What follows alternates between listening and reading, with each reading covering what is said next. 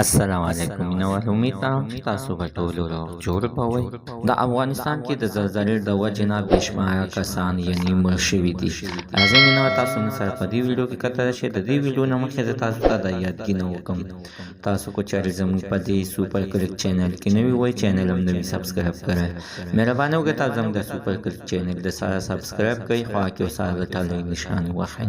چې هر یوه نوي معلوماتي ویډیو تاسو ته په اسانۍ باندې در ورسیږي. عزتمنو تېره شپه زلزله راغلې وه په ټوله نړۍ عزتمنو ډېره زیاته سخته خرابه کړې وه چې په دغه کې یو افغانستان خو عزتمنو شامل دی چې عزتمنو کومې کورنۍ چې د غره لمن کې اوسېدلې یعنې غره سره نږدې اوسېدل عزتمنو د زلزلې په دوران کې هغه غرونه ټول په هغه کورنۍ باندې راغلي وو چې دغه په نتیجه کې عزتمنو بې شمېره کسان پکې مړه شوي وو او بې شمېره عزتمنو زخمیان وو چې هغوی په هسپتال کې زیر علاج پراته دي. عزتمنو ډېر د رپوټونو په وینا باندې همدغه ویل کېږي چې د مړو تعداد د 255 دی.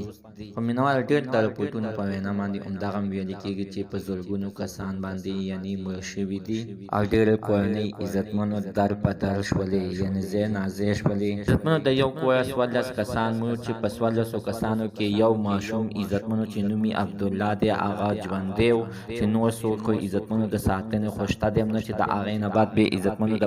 د افغانستان محکمې و د هغه ماشوم اوچت کړی دی او یتیم خانه کې جمع کړی دی ځکه عزتمنو چې د دغه ماشوم نور څوک نه و چې پاکستان ته پته لګېدلې ده چې په افغانستان کې د زلزلې د وجې نه بې شمېره کسان باندې مړه شوي دي. نو مینوالو بیا پاکستان سمدستي د امداد دپاره اعلانونه وکړل او ګاډې یې ورولېږل بې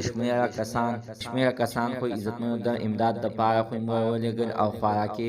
خوراکۍ مو ته ورولېږله. الله تعالی دې نو مسلمان د داسې حادثې نه وساتي. زموږ د عزتمنو تر نن ورځې معلومات د دې پورې د نوي معلومات دپاره د سره زموږ د سوپر کلیک چینل د سره سبسکرایب کړئ خوا کې سره د ټلۍ نښان ووهئ چې هر یوه نوي معلوماتي ویډیو تاسو ته په اسانۍ باندې در ورسوي.